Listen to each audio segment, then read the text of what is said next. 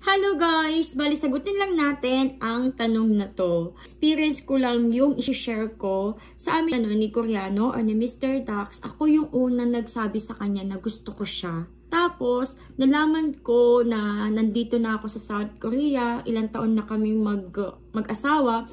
Nasabi niya sa akin na kung hindi daw ako yung unang nag-first move o confess na gusto ko siya, malamang daw ay hindi kami magiging magjowa or may magkakaroon ng relasyon kasi syempre nung time na yun ay 27 years old lang ako and siya naman ay 45 years old, tapos divorced pa siya at mayroon siyang anak. So naiisip niya na hindi siya makikipag jowa-jowa. Ang gusto lang talaga niya is yung magkaroon lang ng friend na sa labas ng South Korea or yun makakausap lang talaga.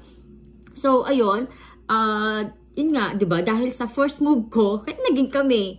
And nakakatawa lang guys, mai-share ko lang kahit na hindi naman diyan kasama sa tanong. Nung time na nagsabi siya sa akin na gusto din niya ako, sabi pa ng message niya, naka-duty ako noon, sabi ng message niya, ayaw na daw niya ako maging kaibigan. Yun yung unang nabasa ko ha. Tapos, medyo nasad ako. Sabi ko, ay, bakit? Nalungkot ako. Sa isip-isip ko lang naman yun. Tapos, maya-maya, nag-send ulit siya. Tapos, sinabayan niya ng, ayaw na daw niya ako maging kaibigan kasi parang gusto na daw niyang maging kami, maging girlfriend niya ako. So, ayun. Yun yung start na naging kami na. And nakakatawa lang guys kasi bago din siya nag-decide na sabihin sa akin na gusto niya ako, humingi din siya ng advice sa isa sa mga kaibigan niya dito sa South Korea.